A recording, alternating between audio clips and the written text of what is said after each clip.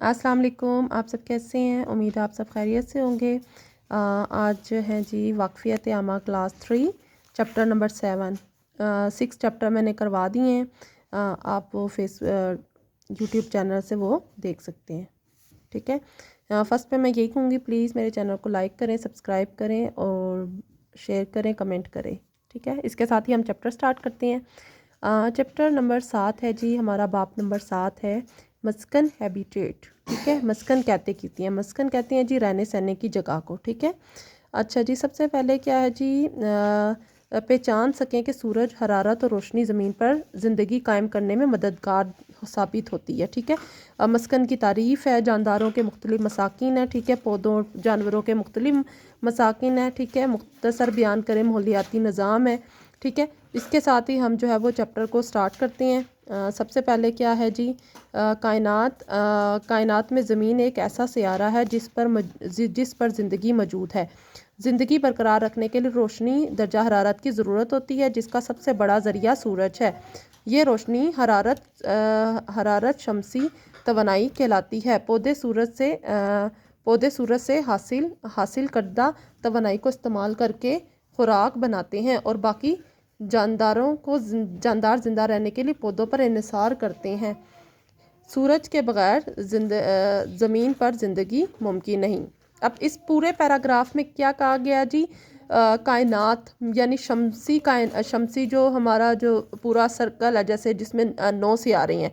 ठीक है। उसमें जो ज़मीन ऐसा वाहिद सियारा है जिस सियारे में ज़िंदगी मौजूद है, जहाँ पे ज़िंदगी मतलब पाई जाती है। मतलब यहाँ पे हवा पानी सब कुछ मौजूद है, इसलिए इधर ज़िंदगी मारूज़ वजूद में है। अब क्या है जी, सूरज भी है यहाँ पे। सूरज की हरारत भी पहुँचती है ताकि जो है वो हम लोग हरारत हासिल हो सके और हम जिंदा रह सकें। क्या आप जानते हैं ज़मीन अर्थ को टेरा भी कहा जाता है। सूरज ज़मीन से 11990 गुना बड़ा है। ठीक है। यानी सूरज ज़मीन से इतना बड़ा है। ठीक है।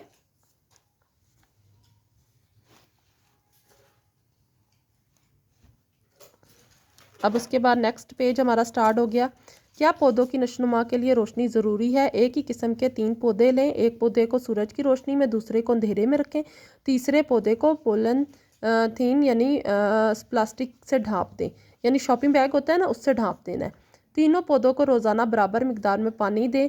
इनमें रोनुमा होने वाली तब्दीलियों का मुशाहिदा करें और नतीजा नोटबुक में जदूल में लिखें। ठीक है। अब मुशाहिदात हैं, यानी आप सूरज की रोशनी में जो मौजूद पौधा था उसका यहाँ लिखना है, यहाँ पे अंधेरे में मौजूद पौधा जो था उसका लिखना है, यहाँ पे पोलन थीन यानी जो शॉपिंग बैग से ढंपा हुआ पौधा था उसका लिखना है। ठीक है।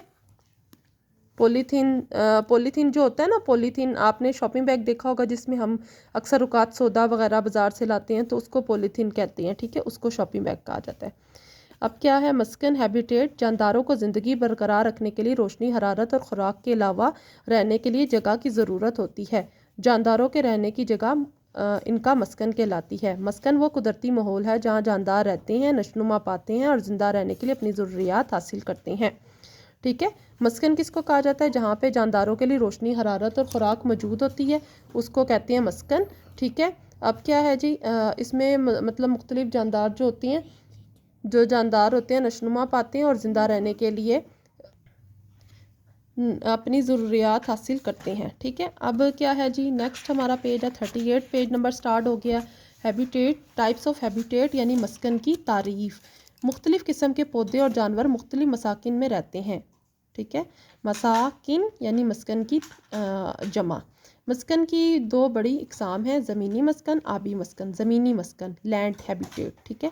सतह ज़मीन पर पाए जाने वाले जानवरों का मस्कन ज़मीनी मस्कन कहलाता है। ज़मीनी मस्कन की इकसाम में जंगलात, घास के मैदान और सहरा शामिल हैं। उसके बाद क्या आ गया जी, फॉरेस्ट इसका फर्स्ट टाइप है। ठीक है। जंगल यानी कि जंगल सरसब्ज दरख्तों और पौधों से ढका हुआ बड़ा इलाका होता है। जंगलात की मुख्तलिफ इकसाम होती हैं जिनका इंसान मुख्तलिफ अवामिल मसलन मिट्टी, आबो हवा, पानी पर है। जंगलात में मुख्तलिफ इकसाम के जानवर, शेर, भेड़िया, बंदर, ज़राफ़ा और दरख्त, चीड़, सनोबर और किक्कर वगैरह पाए जाते हैं। जंगलात इन जानवरों और पौधों से पौधों का मस्कन है। जंगलात इन जानवरों और पौधों का मस्कन है। ठीक है, क्या है जी? सबसे पहले फॉरेस्ट है। फॉरेस्ट क्या है जी? जंगलात, मतलब ये भी जंगलात जो होते हैं ये भी मस्कन होता है, यानी जानवरों के रहने की जगह होती है। यानी यहाँ पे शेर, भेड़िया और ज़राफ़ा, ज़ेब्रा वगैरह ये सब जो होते हैं ये यहाँ पे रहते हैं। और चीड़, सनोबर और कीकर वगैरह जो होते हैं इसमें पाए जाते हैं। और ये जो होता है ये इनका जानवरों का जो होता है वो मस्कन होता है, यानी उनको छुपने में मदद करता है, उनको रहने में मदद करता है, उनकी खुराक में मदद करता है। नेक्स्ट आ गया जी डेजर्ट यानी सहरा। तो सहरा ज़्यादातर रेतीला, गर्म और खुश्क इलाका होता है। रात निस्बतन ठंडी होती है। सहरा में बहुत कम बारिश होती है, इसलिए पानी की किल्लत होती है।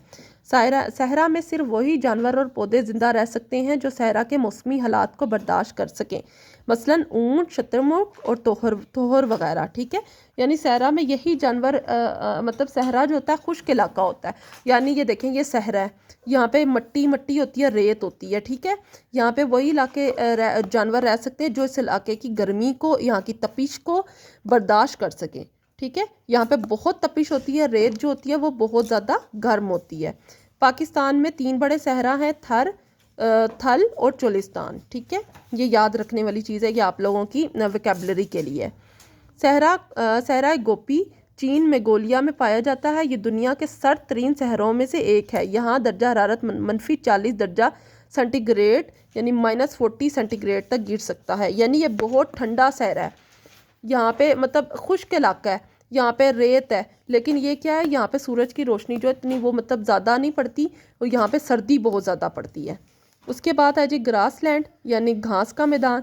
घास और सब्ज़े से ढके हुए वसी इलाके घास के मैदान कहलाते हैं। यहाँ कई किस्म की घास पाई जाती है, लेकिन दरख्त कम होते हैं। घास के मैदान मुख्तलिफ जानवरों मसलन हिरन, हाथी और ज़ेब्रा वगैरह का मस्कन होता है, यानी घास का मैदान। ठीक है, जंगलात भी होते हैं। उसके बाद आता है ग्रास लैंड यानी घास का मैदान। घास का मैदान जो होता है वो किसका? हाथी, हिरन और ज़ेब्रा वगैरह का होता है, यानी जो घास खाते हैं और जो यहाँ पे रहते हैं ये इनका मस्कन है। नेक्स्ट जी 40 पेज नंबर हमारा स्टार्ट हो रहा है, आबी मस्कन यानी वाटर हैबिटेट। ठीक है, अब ज़मीन में पाए जाने वाले पानी के ज़ख़ायर को आबी मस्कन कहते हैं। कई इक़साम के जानवर और पौधे पानी में पाए जाते हैं। पानी इनका मस्कन है। मछली, दरियाई घोड़ा, मेंढक वगैरह पानी में रहते हैं। इसी तरह कई किस्म के पौधे भी नशोनुमा पाते हैं, मसलन घास, समुद्री घास, एल्गी, काई और कवल वगैरह। ठीक है, अब ये पानी जो होता है ये आबी यानी जो सी एनिमल्स होते हैं उनका जो होता है ये मस्कन होता है। ठीक है, तो ये इसमें पौधे भी होते हैं और उनको रहने के लिए जगह भी प्रोवाइड की हुई होती है। ज़मीनी मस्कन की तरह आबी मस्कन की भी मुख्तलिफ इक़साम। ताज़ा पानी फ्रेश वाटर। ठीक है, ताज़ा पानी दरिया, झीलें, तालाब और नदियाँ वगैरह ताज़ा पानी में शामिल होते हैं। ताज़ा पानी मेंढक, बत्तख, मछली और कवल का मस्कन है। यानी ताज़ा पानी जो होता है वो किसका? मेंढक का, बत्तख का और कवल के फूल का जो होता है वो मस्कन होता है। ठीक है, अब उसके बाद है जी समंदरी मस्कन यानी कि जो समंदरी मस्कन यानी कि समंदर जो होता है सी उसका। ठीक है, समंदर सबसे बड़ा आबी मस्कन है। जानवरों और पौधों की मुख्तलिफ किस्म बड़ी तादाद में इस मस्कन में पाई जाती है। समंदरी जेलीफिश, केकड़ा, सितारा मछली, समंदरी कछुआ यानी स्टार फिश जिसको कहते हैं, समंदरी कछुआ, समंदरी घास और काई का मस्कन। ठीक है, अब दुनिया में मौजूदा जानदारों में सबसे बड़ा जानदार वेल है, ब्लू वेल है। ठीक है, इसका मस्कन जो होता है वो समंदर होता है। ठीक है, साहिली मस्कन। ठीक है, ये वो इलाका है जहाँ समंदर और ज़मीन आपस में मिलते हैं। इस मस्कन में मुख्तलिफ किस्म के जानवर और पौधे पाए जाते हैं, मसलन मैंगर्स, मैंग्रू, दलदली घास और केकड़े वगैरह। ठीक है, मैंग्रूव्स। अब पेज नंबर 42 हमारा स्टार्ट हो गया कुतबी इलाका सरहद तरीन मस्कन है। ये इलाका सारा साल बर्फ़ से ढका रहता है। यहाँ पौधे इंतहाई कम तादाद में पाए जाते हैं। कुतबी इलाके में पाए जाने वाले जानवर में कुतबी रीछ, पेंगुइन और भेड़िए वगैरह शामिल हैं। ठीक है, अब है जी आगे है जी, क्या आप जानते हैं कुतुब जनूबी अंटार्कटिका का 90% इलाका बर्फ़ से ढका हुआ है। अच्छा जी, आगे है जी पेंगोनिन ऐसा परिंदा है जो उड़ नहीं सकता लेकिन बहुत अच्छी तरह से तैर सकता है, ये वाला। ठीक है, पेंगोनिन। ठीक है, बर्फानी इलाके में पाए जाने वाले जानवरों की जिल्द के नीचे चर्बी की एक मोटी तह होती है जो उन्हें सर्दी से महफूज रखती है। आगे है जी हमारा दर्जा झैल मकासिन में पाए जाने वाले पौधे और एक एक जानवर या परिंदे की तस्वीर चस्पा करें या आप बनाएं। ठीक है, सहरा में ये पौधा और ये जानवर, जंगल में ये पौधा और ये जानवर, घास के मैदान में पौधा और जानवर, कुतबी इलाके में पौधा और जानवर, ताज़ा पानी में पौधा और जानवर, नमकीन पानी में पौधा और जानवर। ठीक है, अब पेज नंबर हम पहुंच गए हैं जी 44 पे। अब 44 देखते हैं, इसमें क्या है जी, मौलियाती निज़ाम। काफ़ी लंबा चैप्टर है ये।